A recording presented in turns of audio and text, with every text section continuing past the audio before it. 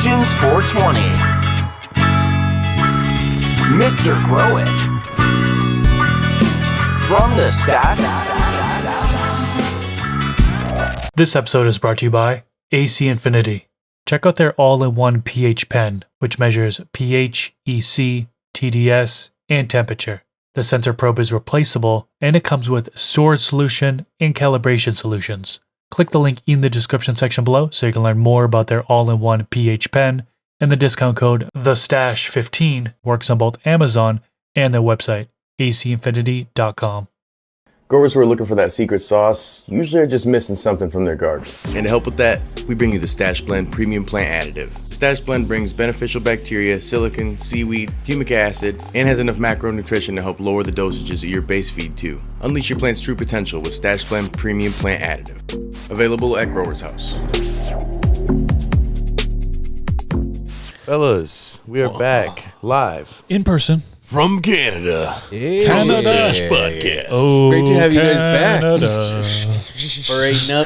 for another. I didn't know the rest of it, but I knew that. Oh, we That's got right. asked that question. There was a trivia question, and it was asked, "What's the second line in the Canadian national anthem?" Yeah, I got And that. everybody got, "Oh, Canada, My home, 'tis of thee.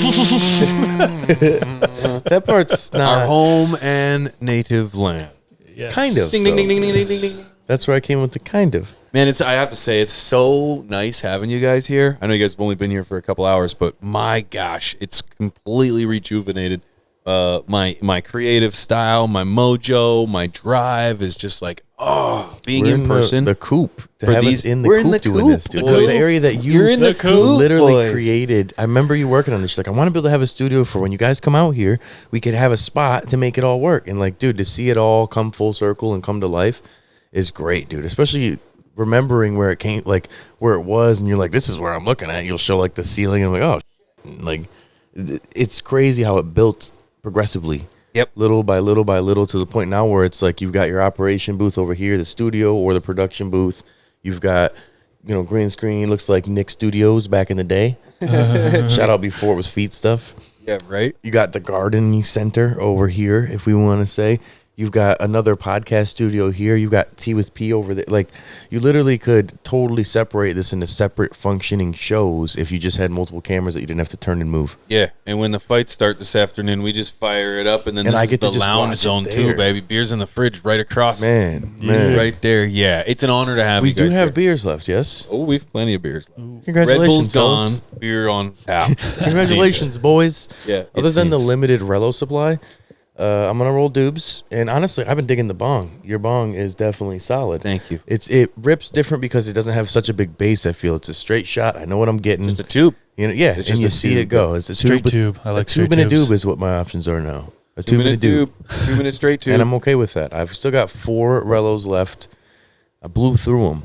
You know why we're able to do this, boys? Because of our patrons. 100%. Because of the people that are watching this show Dude, right you guys pretty much have made it so what we're doing here is a regular thing of us coming together. now. You know, between them, shout out AC Infinity, shout out anybody who's dealt with Stash Blend and our merch. But dude, the patrons on the bottom are direct, like, hey guys, we don't need nothing. We're just trying to hook you up, and we still give back. We still have plenty of perks that we're working on even more. Some exclusive merch, as you could see the start of it, kind of minus the patch right there. Shout out AC, similar look, but then the design is hidden. We'll show you the design soon. Yeah, we edited it out of this video, but. And to be able to have the content earlier than anybody gets, that's for me is always a perk, because it's like, man, I'm busy. Literally, when our show comes out, I'm the busiest moment. 1 o'clock, with my kids doing something always, or I'm watching P looking at gardens. Yep. Purple Velvet Room. Yeah, so big thanks to the Patreon folks. I mean, different tiers, like early releases, so different tiers. If you feel like you want to support the podcast, we greatly appreciate it. And that special tier where you get your name to scroll across the screen. Yep. Thank you. Patreon.com/ Appreciate from you. the stash. Appreciate you guys. Let's go. So we're going to be talking about something that I am very well versed in.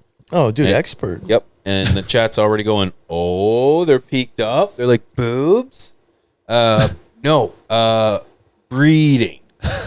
Well, so I breeding. think we should talk about the journey to being a home breeder, Yep. a hobbyist breeder, and I'm So on as a the beginner, path. beginner standpoint. Well, I'm on the path. You're like a step just going outside the first, second, third initial type of path, so to speak, and getting deeper into the levels. We know people who are deep into it and are dropping knowledge like Zaza, where I'm like, what the and we're learning about genetics to the point where now as a hobbyist, as eventually maybe professional breeder, we're wanting to learn more. So I think having this conversation of all of what we've picked up so far would be pretty cool to And in see not this journey. too long, we may or may not be doing a little sampling Some premium stash of some fire. to find out more. But we're the journey of, and I think, Chris, you kind of started your journey first, right? So I think it's only fair that you kind You of inspired me to start mine.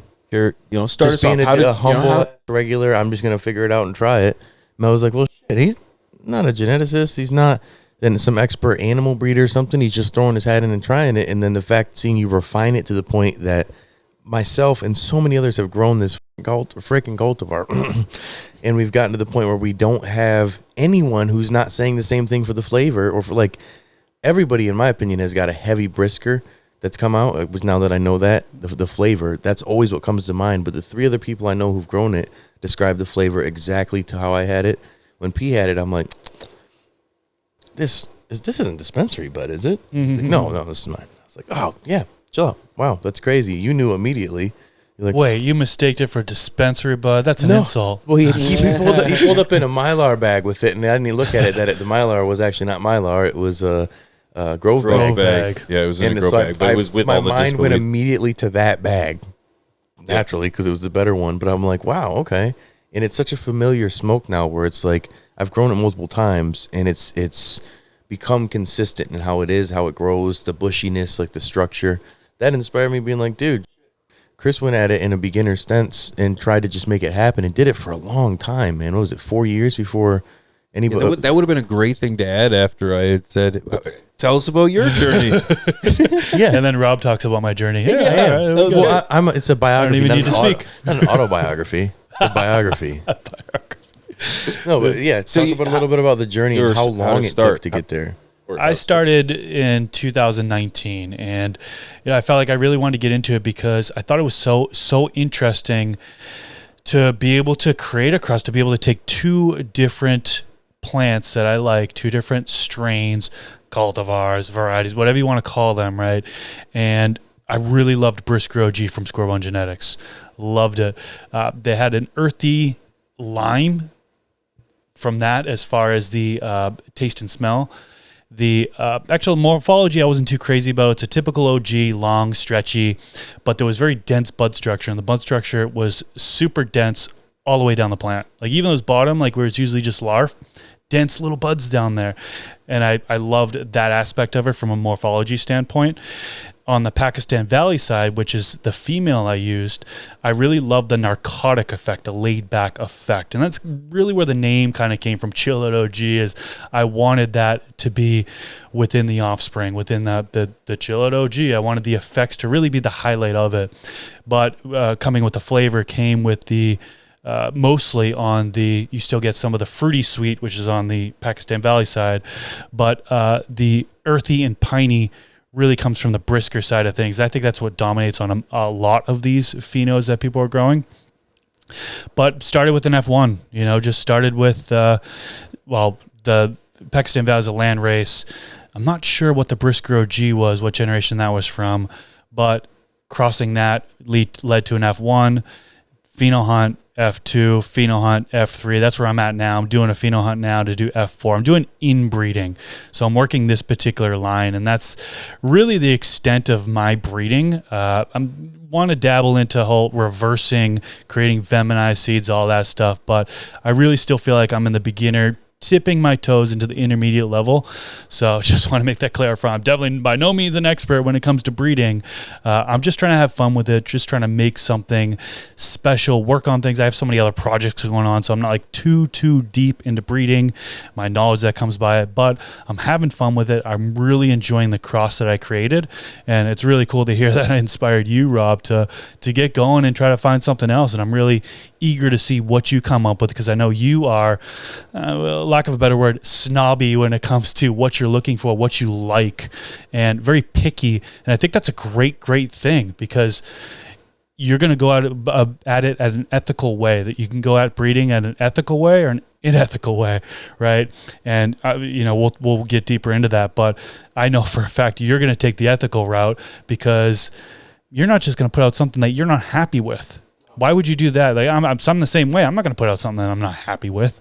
But unethical way, some people will just pollen chuck. They'll take pollen from a plant, pollinate a whole bunch of different females, and then label them, market them as different strains, and then they'll push it out there. So there's different ways to go about it. But yeah, that's kind of where it started and kind of where I'm at now. It's a great example of kind of the adventure and how it starts, because where do you start? Well, it starts with two genetics. Starts with you need a male and you need a female, and as you kind of explained, it doesn't come right away. You might find that characteristic from that bud, that female, that you really enjoy, but now you've got to pair it up with a male, and it's going to take you some time. You want to get to know these genetics, and that's exactly what you've done. If I ask about the Brisker OG, or if I ask about the Pakistan Valley, you'll tell me. You know what it's about because you spent time searching it. So that I would. Unless you think differently, I'd say that's like square one. What genetics? Identifying the genetics that you want to use for your breeding project, 100%. Yes, right, yeah. So what step 2 is, would you say phenohunt on those genetics and really find what you're looking for out of those genetics? What is it that speaks to you? Yep. Yeah, and I think that's the biggest thing, is you want to be able to figure out phenohunting a male and potentially a female. I mean, vice versa, a female and potentially a male. You figure out your smoke that you like because you know the smoke. You can see that, but both characteristics you can't guarantee from what I'm gathering. I was really looking for the gassiness from this East Coast Sour Diesel and Tom Hill Haze that I have. It's got a gassy funk to it. But then when I crossed it, I selfed that one. So essentially I used a Colloidal Silver, and I ended up just putting it on 2 branches initially.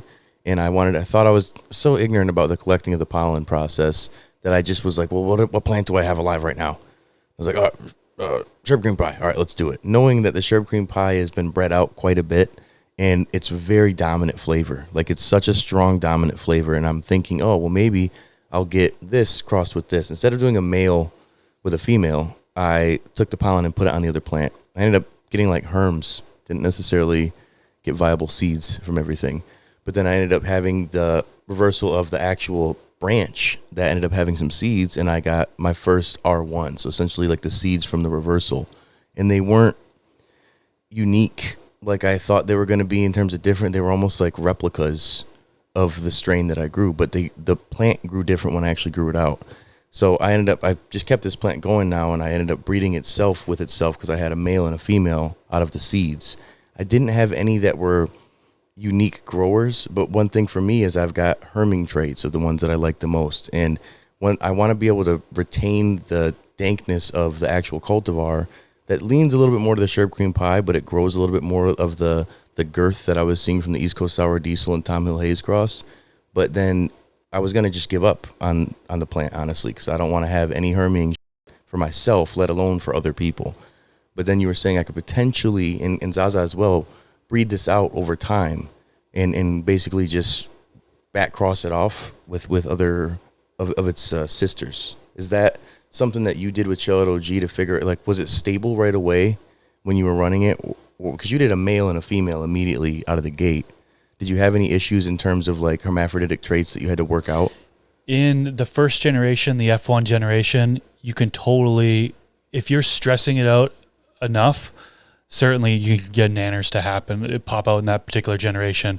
And so that's where you're not selecting those, right? You're not using those in further breeding project. Those are immediately out. Because those are the ones, if it's turning out nanners at any point of stress, those are the ones you want to ditch away. All right. And then you also have the other hermaphrodite, which is within the genetics, it starts to show flowers to begin, right? But there's pollen sacs at the nodes.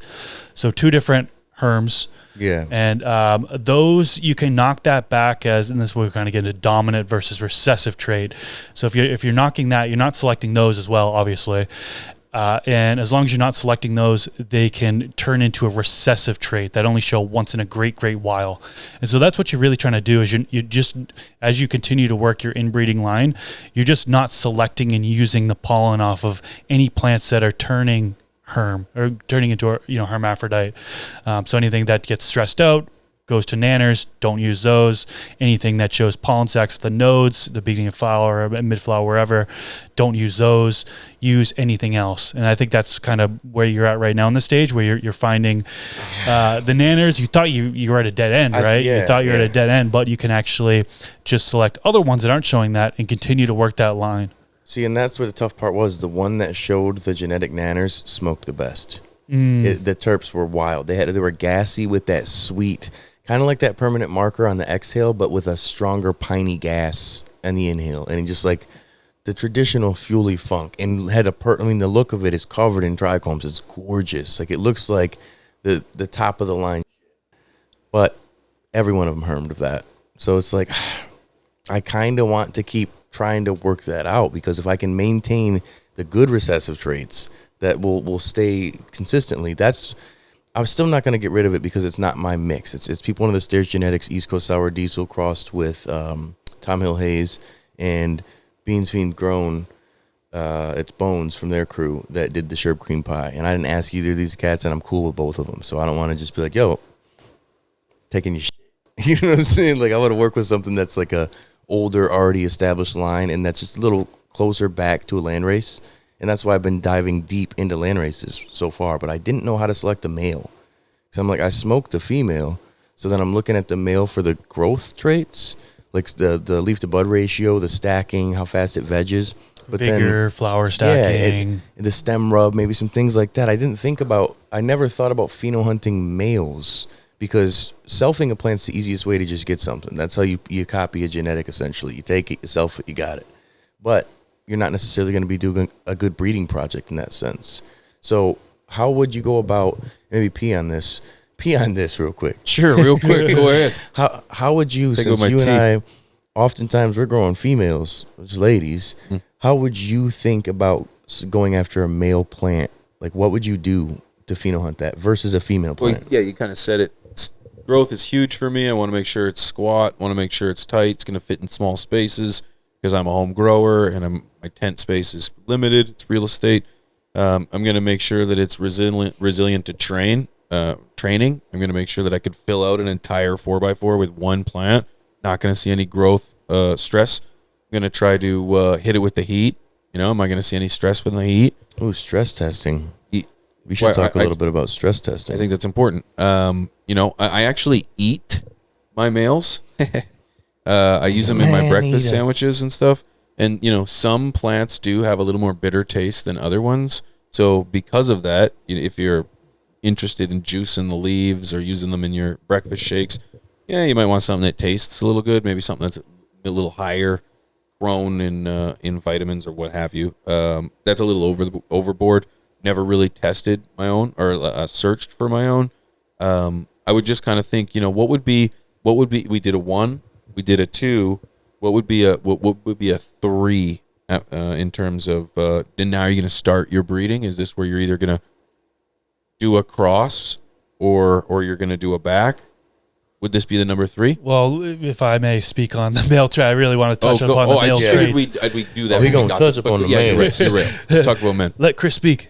Because I'm learning this. This is an episode where I'm just sharing my journey, but I also really want to learn more things, because I'm just a couple steps behind you. You're like the blue belt, I'm the white belt. I got 1 stripe on my belt.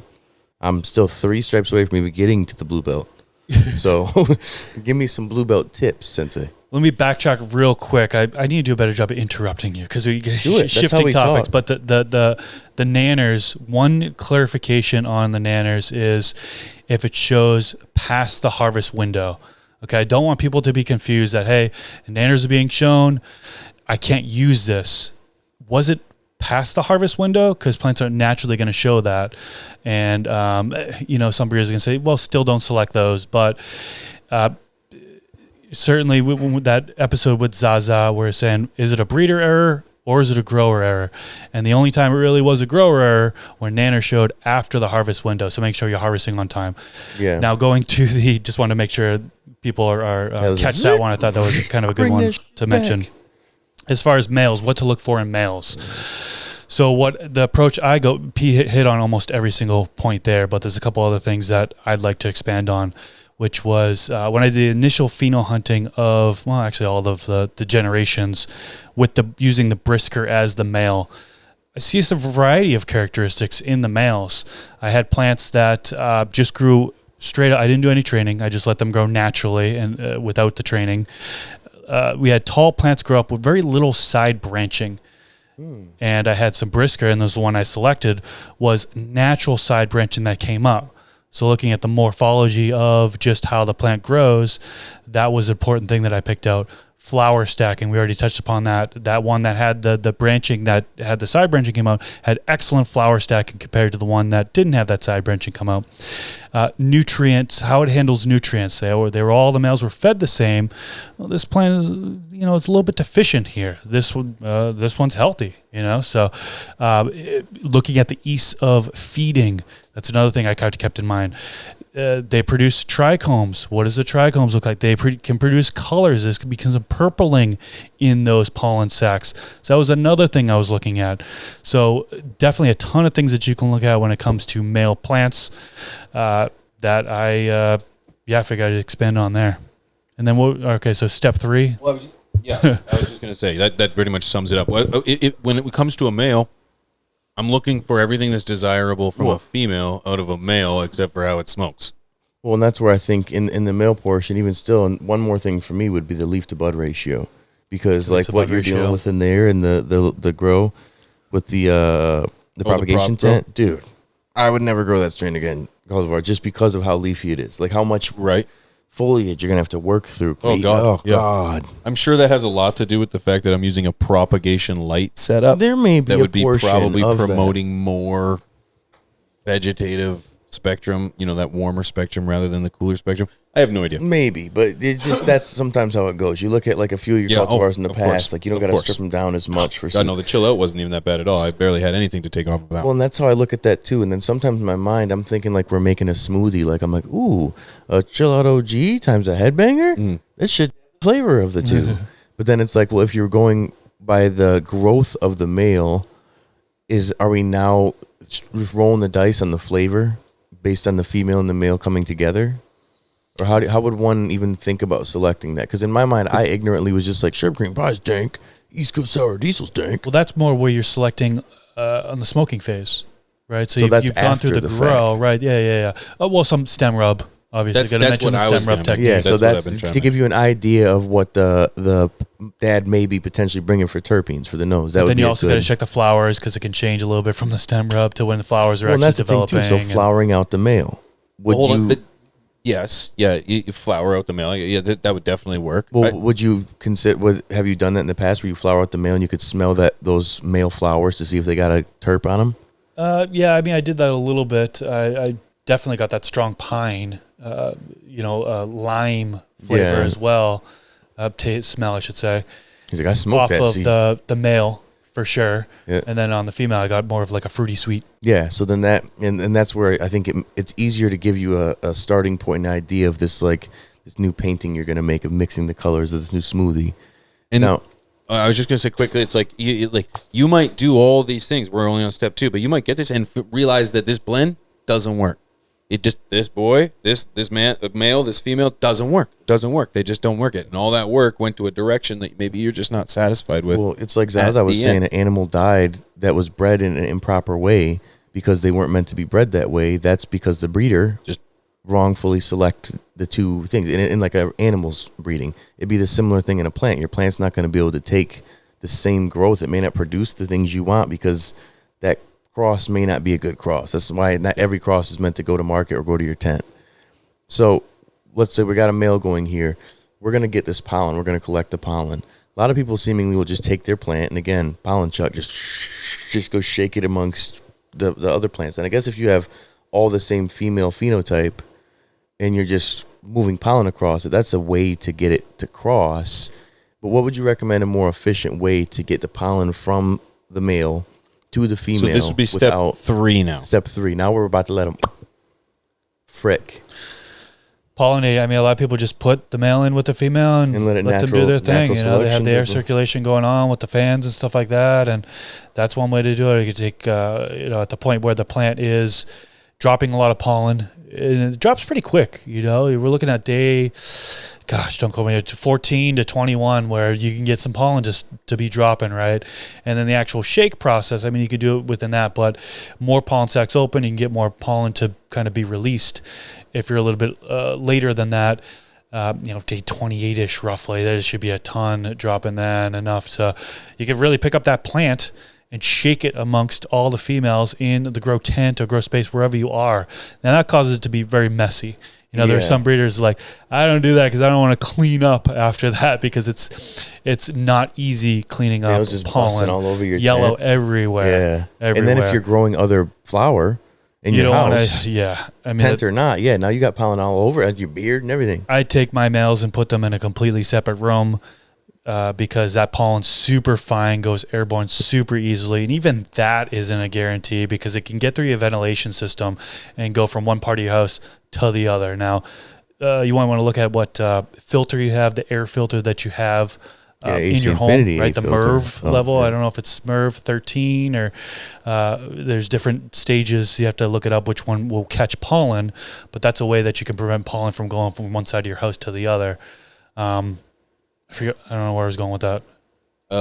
We were just talking about the process of actually breeding your catching. Oh yeah, okay. So it can be very messy to clean up. Yep, that's so right. Welcome to the Grow Town. Shout out to GT. He only does it by using a 13. paintbrush. Yeah, I was going to say the paintbrush method is a what a makeup lot of brush I think he used, which is kind of a thicker makeup brush. I think it was his daughter's Barbie set or something like that. If I'm not mistaken. He's a dad and an artist. Uses that to grab pollen from the plant, or I'm not sure if he's collecting the pollen, put it into a bag, and then just painting his female, painting his female onto either one branch or multiple branches, and that's saves him cleanup. Cleaning up all the pollen. So multiple ways to go about the actual pollination process. Now explain to me where colloidal silver steps in. That's if you want to feminize, self your plant. Yeah, if you want to reverse a plant, so something that's females, you want to change the hormones, you'll use colloidal silver, Get it or in boxing. STS is another thing that people use, or some people use them in a combination. GT, another one I sat down with, he's like, I use both. I want to make sure that this reverses, because you could, and I've actually tried to reverse a plant and it didn't actually reverse, and I was only using STS. Now I'm thinking about trying both, so there are two different ways to kind of reverse a plant. These are the most two common ways. Trying to think if there's any other ways. Again, I got the beginner kind of touching upon the intermediate level of experience. But yeah, that's where colloidal silver and STS kind of come into play. Okay. And so you're essentially turning a female to get to self-pollinate and create seed. To produce pollen sacs. Oh, just the pollen sac. Which is going to produce pollen on the same plant. If you take that and put it onto another plant, for example, then the offspring of that's feminized seeds. Gotcha. Yeah. Should be 100% or got it. 99.9% feminized seed. Claim you potentially are going to get hermaphrodites from that, and I didn't run into that myself. I just didn't have any different flavor, and I was like, oh, I didn't do this right. From what I like, that just real quick. Go ahead. The brand that I got was Ultra Silver on Amazon. It was 500 ppm. Okay. Cheap. Okay. It was $34. Sweet. Okay. And from what I know, like when you apply just the idea that you can turn a female into Godzilla, it's naturally going to be not naturally, but you've introduced instability via the feminized process. That's what the argument of the broticulturists will say, that you now are creating a hermaphrodite. And in a sense, no, you're self-pollinating the plant. I think the thing is that's where people will keep autoflowers. I understand that there's a difference between hermaphroditic traits and something like that's why I said Godzilla, because Godzilla can just self-reproduce. Godzilla does lay eggs. Yeah, and so it doesn't need another, and it doesn't need a male or female. It can just do it on its own. A lot of lizards do this. So, but I just thought if we are introducing that's an introduction of instability, and then intersex traits is the product of that, not Well, an abundance of, well, this but is just chemically now a induced percentage reproduction. in. I think this is the difference: is the mother is chemical induced reproduction. So it's not like the baby will be getting. If you did the same thing of the chemical introduced to the baby, I don't think it's a recessive trait now that it's going to be in it. You know what I'm saying? It's no longer. It's not like a systemic situation now. So If the we can offspring- apply human reproduction to Absolutely, but breeding, yeah, breeding and plants. I don't know on that sense. I think that's where it's tough to self-pollinate a human. So it's tough to argue that. You know what I'm saying? It's a tough argument there. But we've got science now that's helping people. Like I had somebody tell me in the chat, and then I looked it up more, that the way they maintain autos, like, oh, you can keep autos, just self it, keep going. And I was like, damn, it retains the auto trait. And it's like, yeah. Wow, I don't know the science behind it, but I looked into it, and oftentimes, more times than not, you will. And that's crazy. So it's like you can almost keep a mother that has a limited life. It's a very teen mom, we'll call it. And, it's going to be Janelle style and have issues, and it won't work out for it. But you'll get the babies and keep it alive. That's a way of being your own self-breeder. That's copycat style, essentially. That's how he'll do it. Can make you a living. It can make you a living. Step boss. one, we searched our Go for the genetics. fucking Step star. Step 2, we searched for phenos. Step 3, we just pollinated. Step 4, where are we going from here, Harvest boys? the seeds. That's where I'm at a dilemma, because I would have had way more had I had patience. But I was doing it all by hand. I watched a video of someone making a box, and they had like a knockbox thing that was dope. And then they were like, I'm building and selling these too. And I was like, Oh, is this to sort your seeds? A seed yeah, a sorter? seed sorter Or essentially. can you But say this that? was also like a Seed sorter, knockbox kind of where seed cleaner is seed also cleaner, what it's yeah. called. Yep. But then I did you- saw people using like shuckers where you can put the button and pull it like that, and then just like sorting the seeds out on a screen. And I'm like, oh, Did yeah. you dry So I yours? just- Your beans? Did you dry? Let's change that oh term. yeah, wet. Did you dry your beans? Dry your beans. Dry, yeah, Like yeah. after so you harvest the plant, and then you put up for drying. And I'm not using the product, so I just let that dry super Dry quick. crappy, You know, yeah. it dry within the matter of days. I'm in an environment where it's naturally 20 to 30% RH, so I can get a super fast dry. I can get that. I want that crumbly, because I want to take the buds and wear gloves. So I usually wear gloves. You have some sticky hands if you're not using gloves, and crumble up all of that biomass, right? So you're really separating the plant material from being connected to the actual beans. And then from there is you can do it by hand. Very, very tedious to sit there and do it by hand. I've done it, but I really felt like it was worth the investment to buy one of these seed cleaning machines. So I ended up buying one. I found one on Etsy, and it's similar. It actually uses an AC Infinity fan. I forget, this is like a computer fan, those small computer type fans. Yeah. It's connected to it. I wish we could show a visual, but you could just Google seed cleaner sorter Mr. Grow It on YouTube, and I have a whole video on it. But it makes it super easy. So once you have everything kind of crumbled up and you've got the plant material and the beans all together, you put it into this. It's basically, you just plug it in, turn on the fan, dump it into the actual machine. It's going to go down a slot, and it's going to push the plant material. There's just enough wind speed to where it's pushing the light plant material up and over into one area, and the seed is so heavy that it's not enough wind, so it's going to drop down into a separate area. Makes sorting so much faster. man. It's incredible. Well worth the investment. People are making these machines on their own. Yeah. There are blueprints out there that'll show you the exact dimensions and measurements. Different various styles. I have one that's more rectangular. There's one that's more longer, like vertically. You mentioned the cardboard one. There's a cardboard. Somebody made it out of cardboard, and that's on YouTube. There's a YouTube video on that. I thought that was pretty funny. Dude, he's selling the cardboard. He's like, all it is, you got to just set it up. He's like, it's already ready, all pre-cut, and it was like, oh wow. But wow, is that a time saver? I just Dude, put it on two 5-gallon buckets. One 5-gallon bucket is collecting the plant material. The other one is collecting the beans, and then you can actually take those beans and put it through again and get the rest of the plant material. That obviously there's residual that kind of gets mixed in there, but man, that makes it so much faster. It's incredible. Yeah. That's a game changer. I can see it, man. You're dealing with thousands of these at a time, so it makes sense that you're going to want an efficient and effective way to sort them. Okay, all right. So that was 4.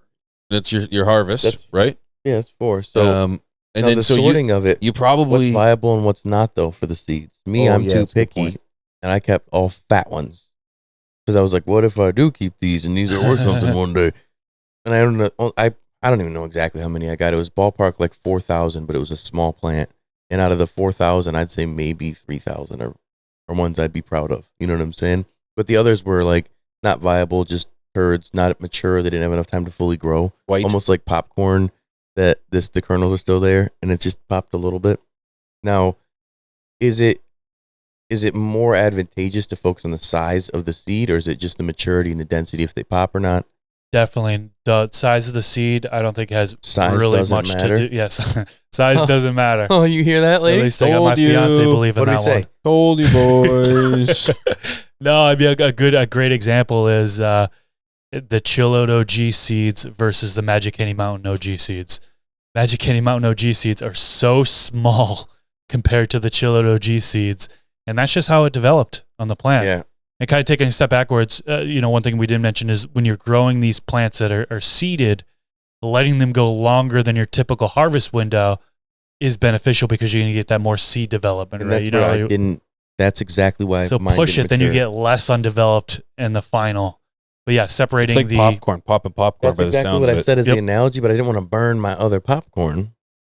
I thought maybe I had too much maturity. no, they'll just drop off the plant, and that's where you get a plant that you still have growing, and then seeds are just dropping off. Oh, great! Now I have to collect them from the ground. You know, Sweep them with the other paintbrush. those ones are Wow, really okay, good. that's where I those messed ones are up. fully Okay. developed. And Okay, so I guess if the ones have fallen off, they're fully developed. You've collected those up. This is just your first one. This is the first run. first These generation. are your F1s, right? Yeah, as long as Yeah. you're using obviously a male and a female. Assuming we are. And Yep. land race. We otherwise talk you about have, yeah, your polyhybrids. S1. Yes. Or your art like that. That's S1. yeah. Yeah. so. But in this case, think we this should. is that, No, I that think we- argument. Well, this is just an adventure, so maybe we shouldn't dive into We're that on a because journey. we do have great episodes with Zaza, with Vader, and they explain it in ways that I Chad simply Westport. Westport, that I yeah, was we a simply really get good Chad one. on again soon. Yeah, we do. That'd be another one. Maybe we dive deeper into this. This is our beginner's journey. We'll get to the intermediate journey with Chad.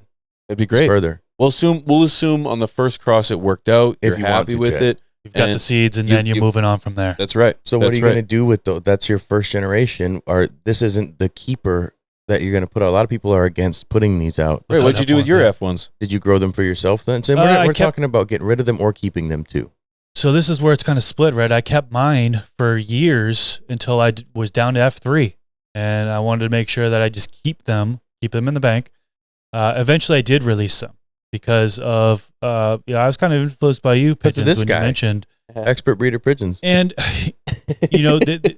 the controversies behind this is because the stability, right? You could potentially get some of that offspring could potentially herm faster due to stress induced, or maybe you'll find the genetic herm come out more often. And that's where it's advised to then select the ones that aren't showing from the F1 and go down to F2 and then continue to go down generation and generation. So people are like, no, you shouldn't release F1s. But some people, breeders in particular, they would like to get the F1s because maybe they're looking to work those genetics. They want to find You know, something unique. Oh, Chris has already selected a Brisker OG and a Pakistan Valley, and he's already got the offspring of the F1.